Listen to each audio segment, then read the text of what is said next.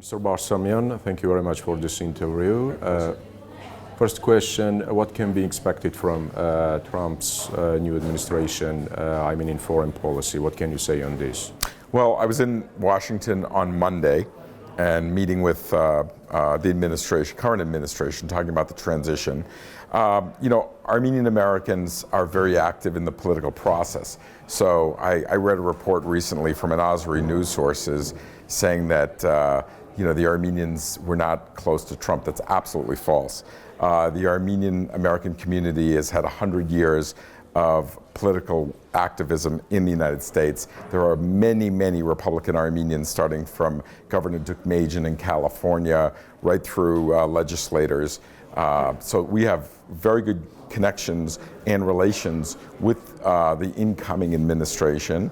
And in that role, we'll have our people in touch with them. As soon as we know who the transition leadership is in terms of who the new positions are, we'll be meeting with those people in Washington. But I'm fairly confident that we have had excellent relations with every administration, and we'll continue to have excellent relations with the Trump administration. There's a political group that advised Trump that's Armenian, so we're going to be fine.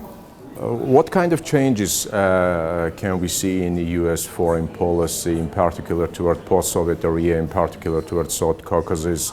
I think that what we're going to see coming forward is a very pragmatic approach to Armenia. I think Armenia very rightly has established itself as doing what is in its best interest and working with its neighbors effectively, certainly with Iran, with Georgia, with Russia, with the United States as a partner, with Europe as a partner. I think you'll see that Armenians, especially in the United States, where we work very closely, we set the record straight a lot of times. So sometimes in Armenia, you hear rumors that the Azeris or others have dropped certain things that are not true. So a lot of times Armenians in the United States and Armenian Americans will just set the record straight. We're fairly confident that you'll see positive viewpoints towards Armenia. There'll be a fresh look towards Armenia, and there are good things happening in the region vis-a-vis Armenia and its neighbors. So I'm quite optimistic in the future. Can we see that the U.S. will lose its interest in mediation in Karabakh conflict because of more isolated foreign policy? No, I think it's the opposite. I think that we are working very hard. The OSCE just came out with an excellent statement talking about the atrocities as it related to April, and has basically come very heavily on the side of Armenia in terms of seeing that Azerbaijan were the aggressors and committed war crimes. So I think Armenia and Armenian Americans as citizens will tell the government, tell our own government in Washington, you need to hold parties accountable when they are the aggressors and they fail to meet international standards. And certainly Azerbaijan constantly fails to meet international standards in war engagement, in human rights, and now we're finding out in the way they do business, they also fail miserably. Approximately 10 days ago, there was a phone conversation between the Armenian president and U.S. Vice President-elect Mike Pence. According to Armenian side, it was initiated by American side. But on the other hand, we can see that many post-Soviet leaders spoke with President-elect, not with Vice President. So what does it mean, in your opinion?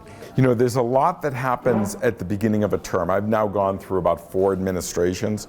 There's a lot of visual sort of posturing. Again, the Armenian American community has 600,000 Armenians in California. They're very strong in their political advocacy in Massachusetts with the Republican governor of Massachusetts, in places like Michigan, in places like Florida. The leadership in the United States knows our community well. We've been established there for years. We're involved in business and commerce. We're involved in political life. There's no doubt that we'll be taken seriously, and this current incoming President-elect Trump, and Mike Pence, who is a good friend in Congress, will take us very seriously. You as an organization, what will be your priorities during Trump's administration? It's a very good question. If you noted, the Armenian community didn't ask for any promises of either the Democrat or the Republican candidates. We just decided on this election it was better for us to see who comes into power, into office, and then work with those people. We have deep relationships with both Republicans and Democratic leadership. They know our agenda. We will set an agenda that is beneficial to Armenian Americans and Armenia, but we'll do that in time. We are much more cautious and careful in terms of our political advocacy because we're not looking for false promises. We're looking for them to deliver on things that are important to our agenda.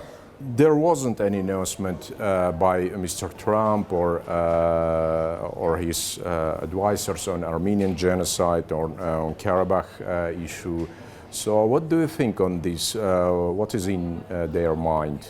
That's a great question. Sargis, look, we didn't ask for it. We didn't ask for any promises because what we do behind closed doors are basically talking and understanding what their priorities are for them to understand what our priorities are. Now, you saw this week, while I was in Washington, Samantha Power came out and recognized the Armenian genocide. You didn't see the Obama administration back off that recognition. State Department clarified the position, but the Obama administration has been fairly quiet on it. If you remember, Ambassador Evans was fired for using the word Armenian genocide. I don't anticipate Samantha Power, the second most important diplomat in America, is going to be fired for using the word Armenian genocide, which means that's a tacit recognition of the Armenian genocide by the administration. As far as Karabakh goes, I'm very confident that the Armenian government, Karabakh government, and the United States knows very well that Armenia is on the right side of this issue, has been responsible, unlike Azerbaijan, who is the aggressor and is spinning all kinds of misinformation around what's going on. If you look at the report that just came out by the Ombudsman of Karabakh, very clear of the violations and very clear what the OSCE thinks of Azeri's violations of engagement. Okay, thank you very much for this interview. My pleasure. Thank you, Sargis.